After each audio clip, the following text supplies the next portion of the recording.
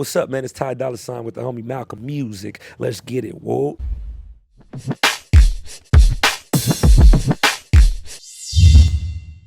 I overheard the conversation. I loved some of the music you chose, SWV, Kim Burrell. Yeah. You obviously love yourself some good singing. Yeah. So explain that, because a lot of people see you as a hybrid of rapper and singer. So Yeah. where does that love for singing come from? The singing comes from just growing up in my household. My pops was in a band called Lakeside, and he always would sing and just like play like all the singers, Earth, Wind, and Fire, and they used to come through to the crib.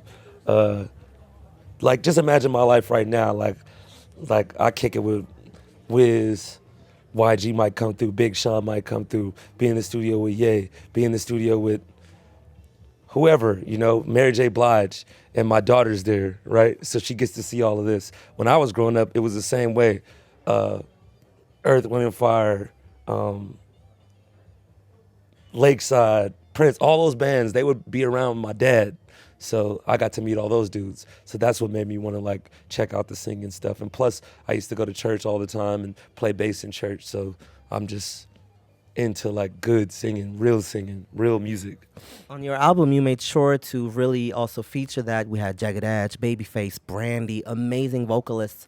What do you think maybe could, because maybe that's just my hypothesis, I don't know if that's the case, but I feel like real singing is not maybe as appreciated as it was back then. Everything's about being low key, not doing too much, holding back. What do you think could be the reason why people don't appreciate that good singing anymore and they want it to be more cool and less maybe riffy?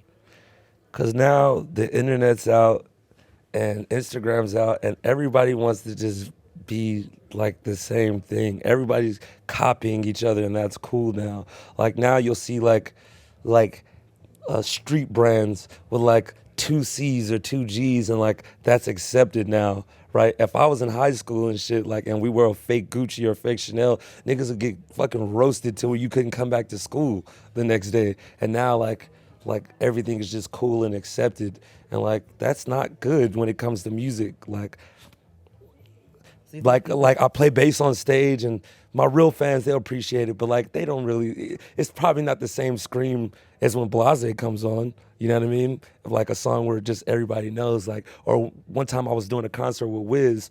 And my homie DJ Bonix, he's his DJ. He got up there and he's an incredible DJ, incredible with the scratching, and he did a little 30-second little scratching segment, and like the crowd didn't go crazy, and like that tripped me out. It just lets you know that like from guitar playing, bass playing, drumming, DJing, or good singing, it's not really appreciated as much anymore. You think you lose your coolness when you are too good at your craft and you take it too seriously? Could that be maybe a thing? Maybe people just think, oh, he's going too hard, he's taking it too serious. Oh, we can't do that, so it's not cool. And that shouldn't be the way it is. Like, it should be cool when there's somebody that could do something that you can't do. I love the song LA and I love Brandy. Why was her part so small? People were wondering, she's such a great singer. Why didn't you have her belting out the hook? What was the method behind that? I wanted Brandy on there any way I could get Brandy on the album. And she did a whole bunch of parts, but it just didn't, that is how it fit into the song to make the song a beautiful song. And I appreciate Brandy, and we're definitely gonna work some more. She's always been one of my favorite singers. Like I said in my last interview, Kim Burrell is like my top singer ever. Brandy's right there with her, you know what I mean? They've even sung together. I've heard, I've seen this video clip.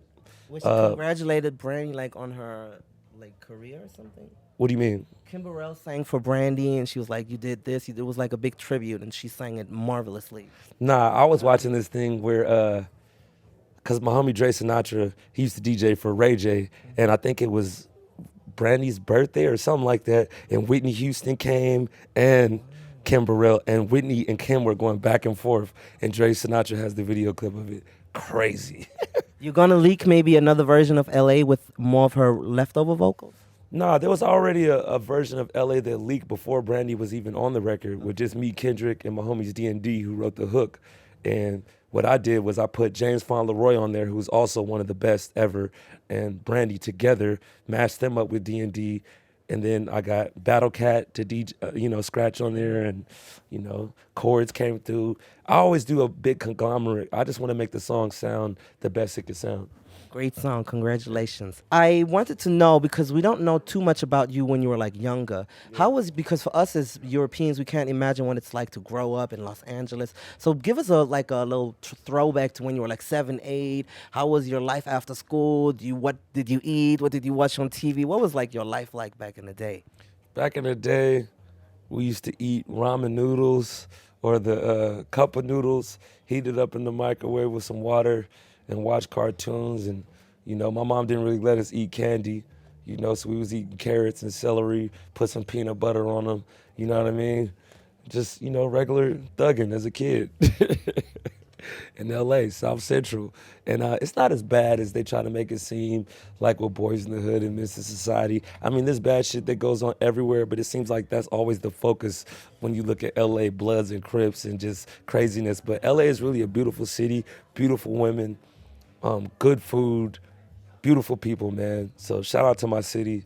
And if you haven't been, you should definitely come and visit. So you were like a fun kid that always ate healthy. Like that was like a big thing for you. For they were like a healthy lifestyle. I mean, yeah, she just didn't want us to eat candy. And I've only had one cavity in my life, which is now. And that's thanks to my mom.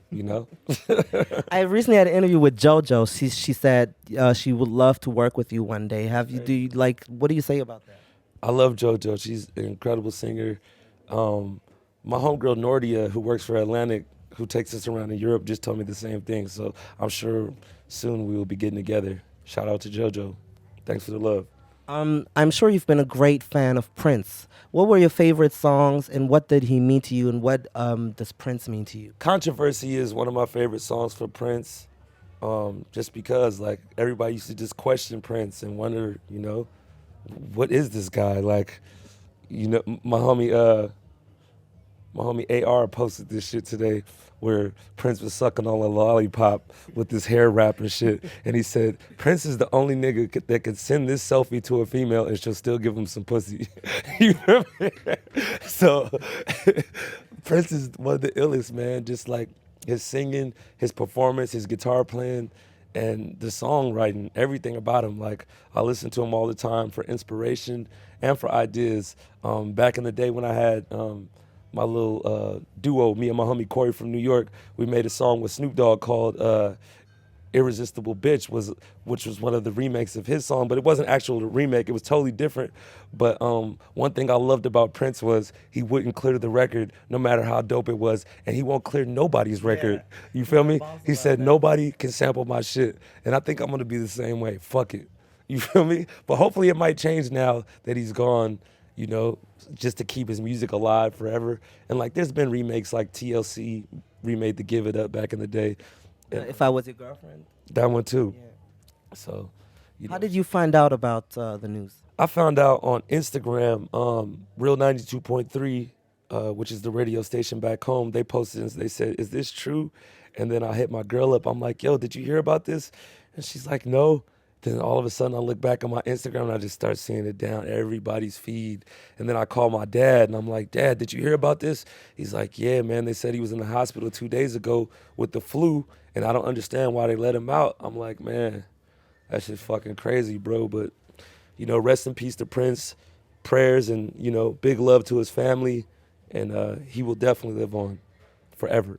Another truly iconic artist you've worked with is R. Kelly, actress, incredible song. How was working with such an iconic legend? Like, what was he like in the studio? Did you have like some crazy sense, or how was working with R. Kelly? You did more stuff with him too, also for his album. So, how's your relationship with him?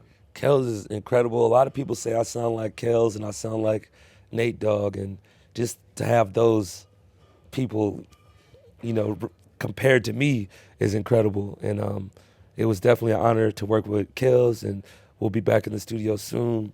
And man, he's probably the reason Jalen is born. That CP2, that was the record that went up. So shout out to Kels, and definitely a big inspiration. And Man, you helped create my daughter, bruh. Have you already been discussing a future project, maybe your next album, his next album, something that is could be in the works? We haven't, but you know what? I would love to make an EP. Let's put that out in the air. I would love to make an EP or even an LP or a mixtape, whatever with Kells, man. That'd be sick. You know, the young and the OG together. Let's get it. Like the R&B Snoop Dogg and Wiz Khalifa. That would be hard, right? Yeah, kind of like that. Let's get it. A couple of times featured on Kanye's album. How was that? Wasn't that an honor? How was that whole experience on Life of Pablo? That was lit, man. I couldn't believe it when he put out Real Friends. I didn't know it was just gonna come out like that. He didn't like tell me it was about to come out. He just dropped it before the album, and then all my friends was like, "Yo, that new Kanye song, that's you." I'm like, "Yeah, man, it's lit." So shout out to Kanye, man. Every time we work together, it's a movie, and I can't wait to get back in the studio with him.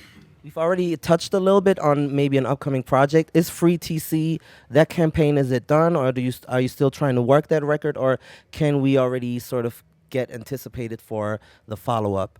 Yeah, I'm still working Free TC. I just put out Free TC Deluxe with 4 new songs on it. It's lit. The album is almost gold. Everybody keep on going until it's platinum. And shit, we're putting all the money towards my brother's case. That movement won't be done until we see TC right here with me and you're interviewing him. So, you know, everybody, let's keep on pushing to free an innocent man. And, you know, we're raising awareness for everybody else that's going through the same situation, because I'm not the only one. And much love to everybody that supported. But guaranteed, there's definitely new music on the way. I got the studio on the bus. I've recorded 50 new songs from the last Future tour to this tour. And I'm going to record some more. I still got like 2 more weeks left. So let's get it.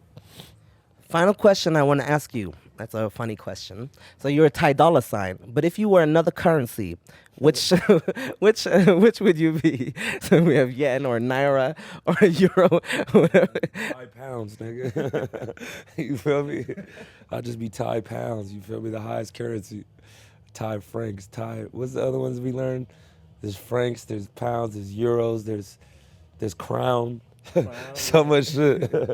So Ruble. yeah, right. I'd probably just be Thai pounds, man. Could that be like an alter ego, like a mixtape Thai pound sign? Who knows, man? Who knows what might happen? We'll just keep the magic coming. Okay, let the people know your final words. You know, you already said you had a deluxe record. Some things maybe the fans don't know about that is not on the streets out that nobody knows already. And what do you want to give the people? Just follow my Snapchat. It's TGOD Ty Dolla. I play new records all the time. And like, for those of you that don't know, how I always pick my records is by reaction. Like, I never like have my own dick down my throat and like be like, you know, oh, this is the shit, this is the shit. I always go off of everybody else. So when I play a record, I look around and I see if motherfuckers is rocking. So let me know if you like something on Snapchat. I always play the new shit, like just little 5-second snippets. And if I hear enough, like, oh, what was that? Then it's gonna come out. So, you know, shout out to everybody out there on Snapchat. Follow up, TGOD Ty Dolla. And my Instagram and everything else is at Ty Dolla Sign. If you don't know how to spell Ty Dolla Sign by now, I don't even want you to follow me with your stupid ass. Thank you so very much.